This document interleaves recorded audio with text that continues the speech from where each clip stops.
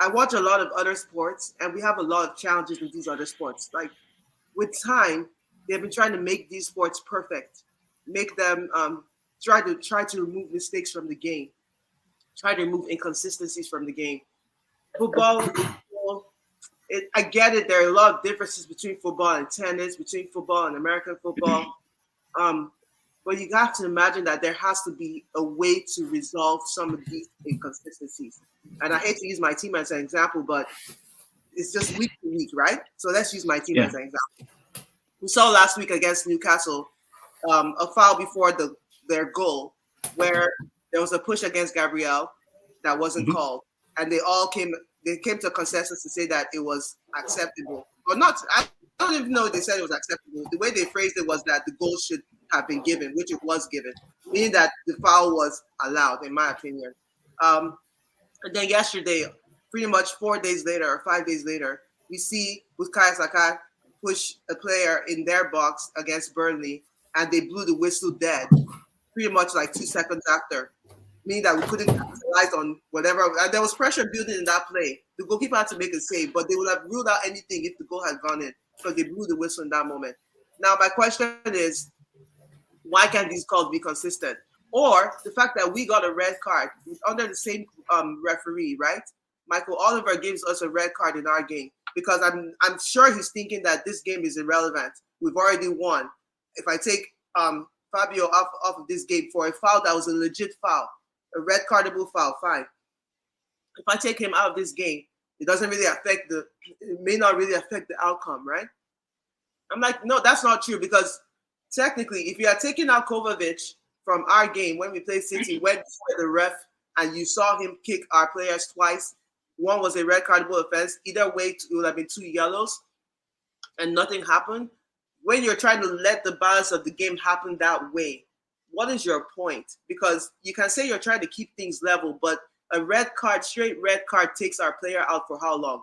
3 games. Isn't that right? Mm. 3 games Yeah. immediately. So I don't have Odegaard as a team. I don't have Odegaard. I don't have ESR. I don't have Partey. And now you're taking out Fabio because I'm going to call a red today, but I'm not going to call it the other day. If you had done it the other day, Kovacic comes back, 2 yellows. He comes back after 1 game.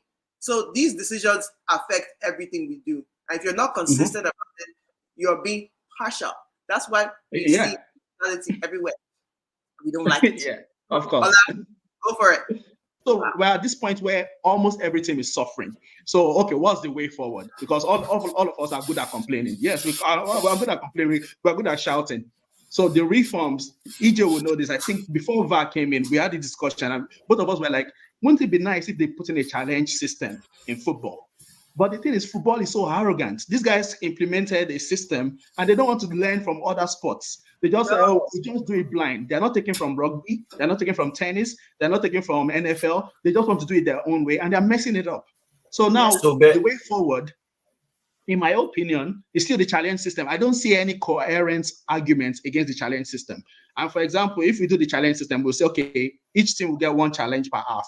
So that limits VAR intervention. VAR will not do anything unless the team captain says, we want to challenge this incident. So for that straight away, it removes VAR putting their nose every few minutes. That reduces the interference.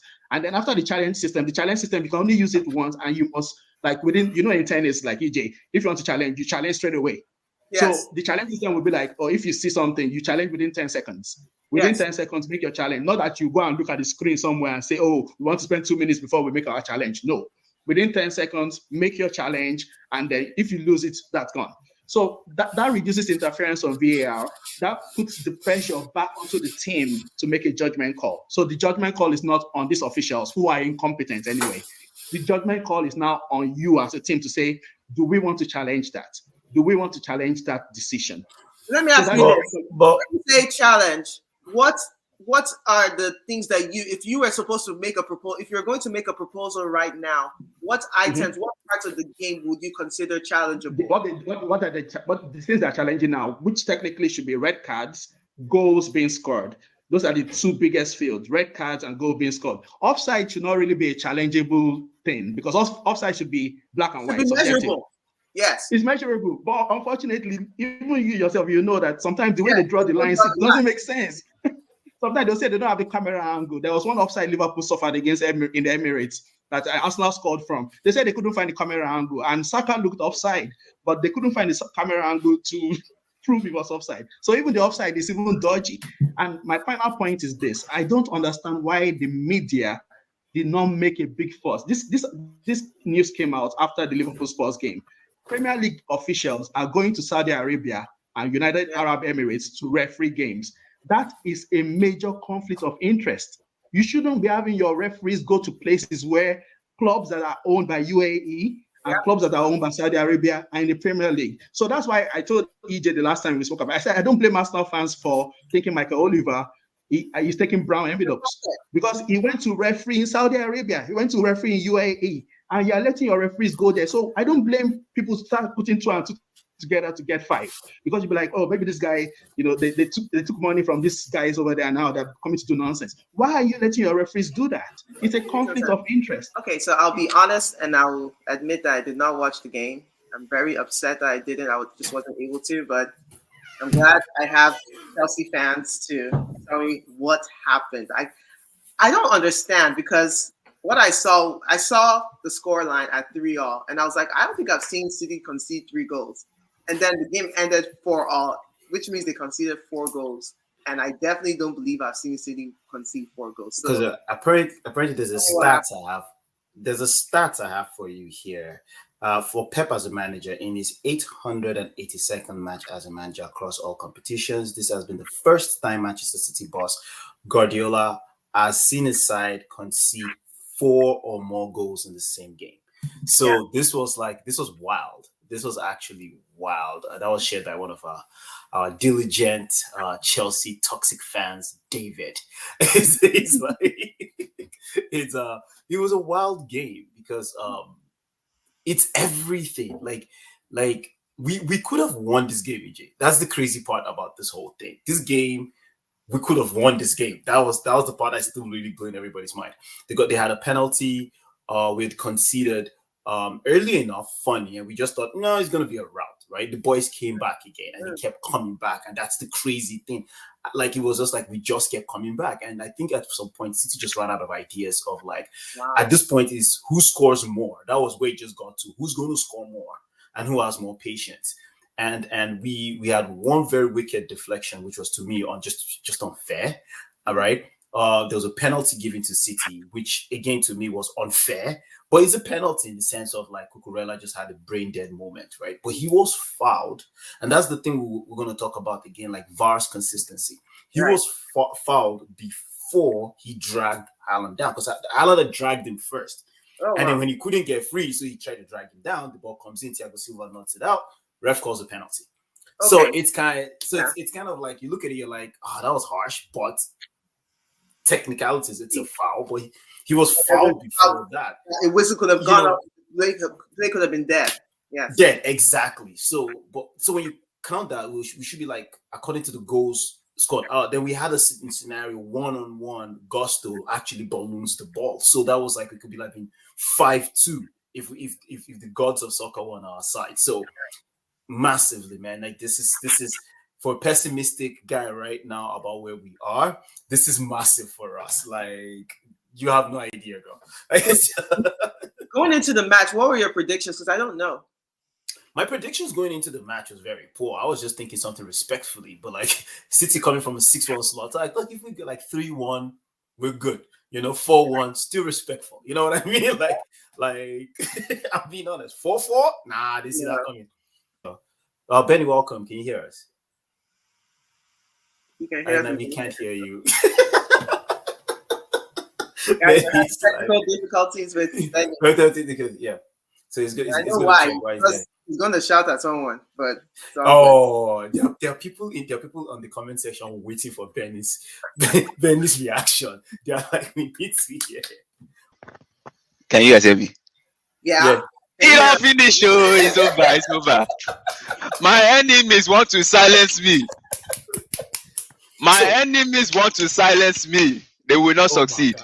They will not succeed. I would like to say, Eejay, I will roll over to you to alley-oop. Yeah, perfectly. My sister, carry on.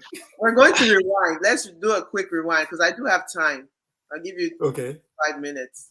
Just give me your summary of the match, the game that happened today, Chelsea versus Man City. Chelsea versus Man City. Well, going into it, so two things. I think it was a kind of a collective expectation that we would get violated by City.